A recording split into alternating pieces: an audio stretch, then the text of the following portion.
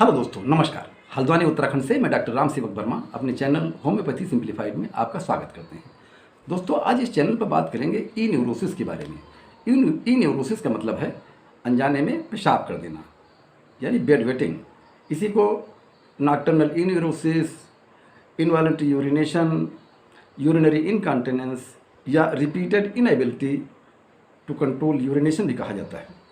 ये किसी को भी हो सकता है, बच्चों को भी हो सकता है, महिलाओं को भी हो सकता है, पुरुषों को भी हो सकता है।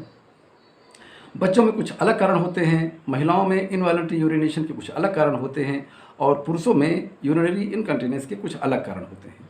लिहाजा इनसे बचाव के तरीके और इनका इलाज भी अलग अलग ही होता है। तो दोस्तों, आज इस एपिसोड में बात करेंगे हम बच्चों में होने वाली बेड वेटिंग की समस्या के बारे में। इसके अगले वीडियो में हम बात करेंगे अलग अलग महिलाओं में होने वाले इनवॉलंटरी यूरिनेशन के बारे में और पुरुषों में होने वाले यूरिनरी इनकंटिनेंस के बारे में। हाँ दोस्तों, 5-6 वर्ष तक की उम्र के बच्चों में इसे बीमारी नहीं माना जाता। बच्चे जैसे जैसे बड़े होते जाते हैं वे अपने पर कंट्रोल करना सीख जाते हैं। लड़कियां आमतौर पर 6 वर्ष की उम्र में अपने पर कंट्रोल करना सीख जाती हैं, वहीं लड़के 8 वर्ष की उम्र में अपने आप को पूरी तरह से कंट्रोल करना सीख पाते हैं। दोस्तों, कोई भी बच्चा जानबूझ करके बेड वेटिंग नहीं करता है। इसके पीछे कई कारण होते हैं। आइए उन कारणों के बारे में बात कर लेते हैं। पहला कारण तो यह हो सकता है कि स्मॉल ब्लैडर, बच्चों का जो यूरिनरी ब्लैडर है ये पूरी तरह से विकसित नहीं होता है और उसकी जो ब्लैडर की मसल्स हैं वो पूरी तरह से डेवलप नहीं होती हैं और इसका साइज छोटा होता है, यानी उसमें कंटेनिंग कैपेसिटी कम होती है, पेशाब कम आता है। क्योंकि बच्चे ज़्यादातर लिक्विड पीते हैं इसलिए वो जल्दी भर जाता है और उनसे अनजाने में पेशाब निकल जाता है। इसका दूसरा रीज़न हो सकता है टॉयलेट ट्रेनिंग में देरी, यानी बच्चों को अगर हम टॉयलेट की प्रॉपर ट्रेनिंग नहीं देंगे तो वो कर देंगे पेशाब। जब बच्चे पेशाब की इच्छा जाहिर करें तो उन्हें थोड़ा रोकने के लिए कहें, तो इस तरह से उनका ब्लैडर का साइज़ बढ़ेगा और उन्हें कंट्रोल करना आ जाएगा। तो ये जब प्रॉपर ट्रेनिंग होगी तो फिर वे बच्चे जो है बिस्तर पे पेशाब नहीं करेंगे। अगला कारण हो सकता है कॉन्स्टिपेशन। बच्चे सामान्यतः 2-3 दिन के बाद में पार्टी करते हैं और उनका रोज़ की तरह कोई रेगुलर शेड्यूल नहीं होता है और उनकी पार्टी कड़ी हो जाती है, तो इससे उनके ब्लैडर पर अतिरिक्त जोर पड़ता है, प्रेशर पड़ता है और उस प्रेशर में उनका पेशाब निकल जाता है।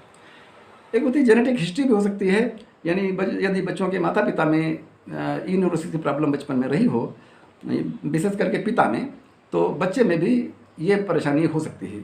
ऐसा अक्सर देखा गया है। पेट में कीड़े होना, छोटे छोटे बच्चे हरदम कुछ ना कुछ खाते रहते हैं और खाने में प्रॉपर हाइजीन मेंटेन नहीं कर पाते, इसलिए उनके पेट में कीड़े हो जाते हैं। जो बच्चे दुबले पतले हों, खूब भूख लगती हो, कुछ न कुछ खाते रहते हों, चिड़चिड़े हों, सोते में दांत किटकिटाते हों, पेट के बल लेटते हों, नाक और गुदा द्वार में खुजली महसूस करते हों, ये लक्षण पेट में कीड़ों के हैं। कीड़ों के कारण बच्चे का जो ब्लैडर है वो इरिटेट होता है और इससे अनजाने में बार बार उसका पेशाब निकल जाता है। कैफीन से भी ये हो सकता है। जो बच्चे हैं ये ज़्यादातर chocolate, coffee, toffee, cold drink, Bournvita, boost इत्यादि पीते हैं। इन सब में कैफीन होती है। कैफीन ब्लैडर को इरिटेट करती है, जिसके कारण बच्चे अनजाने में ही पेशाब कर देते हैं। एडिनॉइड या टॉन्सिल से भी बच्चों की नाक में मांस बढ़ जाता है या टॉन्सिल की प्रॉब्लम होने से बच्चे ठीक से सो नहीं पाते, उन्हें स्लीप एपनिया रहती है। और जब स्लीप एपनिया रहती है तो बच्चे जब सोते हैं तब गाढ़ी नींद में सोते हैं। गहरी नींद में सोने के कारण बच्चों का पेशाब निकल जाता है और उन्हें पता भी नहीं चलता है। एक तो होता है इमोशनल डिसऑर्डर। जिन घरों में माता पिता के बीच झगड़ा रहता है, उनमें टेंशन रहता है, तो बच्चे अपने को स्ट्रेस महसूस करते हैं और इस स्ट्रेस के कारण उनका पेशाब निकल जाता है। ऐसा बहुत बार देखा गया है। एंग्जाइटी डिसऑर्डर, बच्चे जैसे जैसे बड़े होते जाते हैं, स्कूल जाते हैं, किसी फंक्शन में जाते हैं, किसी समारोह में जाते हैं, वहाँ उन्हें लगातार ये एंग्जाइटी बनी रहती है कि कहीं इतनी भीड़ में मेरा पेशाब निकल न जाए और इतने लोगों के आगे शर्मिंदा ना होना पड़े, और ज़्यादा एंग्जाइटी में ये हो भी जाता है। डेवलपमेंटल डिले भी हो सकता है। हमारे शरीर में एक हार्मोन बनता है ADH, यानी एंटी डायूरेटरी हार्मोन। ये हार्मोन हमारे सोते में, जब हम सोते हैं तो ये यूरिन बनने की जो प्रक्रिया है इसको धीमी कर देता है। बच्चों में ये हार्मोन देर से बनना शुरू होता है कई बच्चों में, जिसके कारण उनका जो पेशाब है वो उसी रफ्तार से बनता रहता है जिस रफ्तार से वो जागते में बनता है। लिहाजा जब ब्लैडर बार बार भर जाता है तब उनको इनवॉलंटरी यूरिनेशन हो जाता है। जब हमारा ब्लैडर भर जाता है तब हमारे ब्रेन को ये संदेश जाता है कि ब्लैडर भर गया है और ब्लैडर से हमारी सेंसरी नर्व को ये आदेश आता है कि ब्लैडर खाली कर दो। जब हमारी सेंसरी रिस्पांस में और मोटर रिस्पांस में कोऑर्डिनेशन गड़बड़ाता है तब भी इस तरह की दिक्कत आती है। अब दोस्तों इसमें बात करते हैं कि इसमें कॉम्प्लिकेशन क्या हो सकते हैं। फिजिकल लेवल पर तो इसमें कोई कॉम्प्लिकेशन नहीं होते, पर इमोशनल लेवल पर बच्चा बार बार अपराध बोध से या शर्मिंदगी से बच्चे का सेल्फ इस्टीम और सेल्फ कॉन्फिडेंस डाउन हो सकता है। उसके अंदर जो है एक कॉम्प्लेक्स डेवलप हो सकता है। दूसरा कारण ये हो सकता है कि किसी टूर पर जाने में या किसी कैंप में जाने में या किसी आउटडोर एक्टिविटीज़ करने में इस परेशानी के रहते बच्चे का चांस खो सकता है। बच्चे के बॉटम में या जेनिटल एरिया में रैशेस हो सकते हैं यदि बच्चा देर तक गीले कपड़ों में या गीले बिस्तर पर सोता रहे। आइए बात करते हैं इसके बचाव के तरीकों में। बच्चा जैसे जैसे बड़े होते जाते हैं उनको प्रॉपर ब्लैडर की ट्रेनिंग दें कि वे समय समय पर पेशाब के लिए जाते रहें। उन्हें पेशाब रोकना भी सिखाएं। जब बच्चे कहें कि पेशाब लगी है तो उन्हें कहते थोड़ा रुको, बच्चे खेलने लगेंगे। इस तरह से उनके ब्लैडर का साइज़ भी बढ़ेगा और उन्हें पेशाब रोकना आ जाएगा।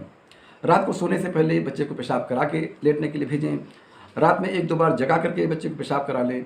शाम 6 बजे के बाद में बच्चे को ज़्यादा लिक्विड या ज़्यादा पानी पीने की सलाह न दें, क्योंकि जितना भी पानी पीना है या जितना भी दूध पीना है वो दिन में पी लें, जिससे शाम होते होते उनका जो यूरिन है वो काफ़ी कुछ निकल जाए। रिवार्ड थेरेपी अपनाएं। जिस दिन बच्चा बिस्तर गीला ना करे उस दिन उसकी कई बार तारीफ़ करें और रिवार्ड के रूप में उसे टॉफ़ी, चॉकलेट इत्यादि दें। गलती से भी अन्य लोगों के बीच में बच्चे का उपहास से मजाक न उड़ाएं। ऐसा करने से बच्चे में जो स्ट्रेस डेवलप होगा, एंग्जाइटी डेवलप होगी और ये परेशानी बढ़ सकती है। बच्चे को बेड वेटिंग के लिए डांट डपट बिल्कुल न करें, क्योंकि ध्यान रखें कि हम लोग भी उसी प्रक्रिया से होकर गुजर चुके हैं। बच्चे को अपने कॉन्फिडेंस में रखें। घर के अंदर प्रॉपर रोशनी रखें जिससे बच्चा रात में पेशाब करने के लिए जाना चाहे तो बिना डरे वो यूरिन के लिए बाथरूम तक जा सके। अब दोस्तों बात कर लेते हैं इसमें दवाइयों के बारे में। तो पहली दवाई है सिना30। सिना30 की 4 गोलियां दिन में 3 बार लेनी हैं। ये पेट में कीड़े होने वाले बच्चों के लिए हैं, जो बच्चे चिड़चिड़े होते हैं, हरदम खाते रहते हैं, दांत किटकिटाते हैं और पेट के बल सोते हैं। उनमें इस दवाई से बहुत अच्छा फ़ायदा होगा। 3-4 दिन आप ये दवाई दें 3-3 बार, बच्चे की ये आदत छूट जाएगी और कीड़े भी निकल जाएंगे। दूसरी दवाई रेकमेक जर्मनी की आती है R74। इस दवा की 10-10 बूंदें 1/4 कप पानी में मिला करके बच्चे को 3 बार देनी है। 3 बार रोजाना इसे देते रहें। इससे उसकी जो फ्रीक्वेंसी है वो घट जाएगी। पहले हफ्ते में 2 बार करता था, फिर 1 बार करेगा, फिर महीने में 1 बार करेगा। इस तरह से उसकी आदत छूट जाएगी।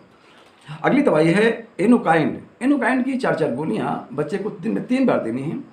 ये भी बच्चों में बेड वेटिंग की आदत को छुड़ाने के लिए बहुत अच्छा काम करती है। और तीसरी दवाई जो बहुत कारगर है, ये एक मदर टिंचर है, इक्विसेटम हाइमेल। इस मदर टिंचर की 10-10 बूंदें 1/4 कप पानी मिला करके बच्चे को दिन में 3 बार दें। चाहे जैसा जिद्दी बेड वेटिंग की शिकायत हो, इस दवाई से पूरी तरह से ठीक हो जाएगी। बच्चे को ये दवा 2 महीने तक देनी है। 2 महीने में उसकी आदत छूट जाएगी और बच्चा पूरी तरह से स्वस्थ हो जाएगा। तो दोस्तों ये था मेरा वीडियो बेड वेटिंग के बारे में। आपको कैसा लगा? यदि अच्छा लगा हो तो प्लीज़ सब्सक्राइब कीजिएगा, लाइक कीजिएगा, शेयर कीजिएगा और अपने सुझाव और शिकायतें भी हमें भेजिएगा। ठीक है दोस्तों, मिलते हैं अगले वीडियो। नमस्कार।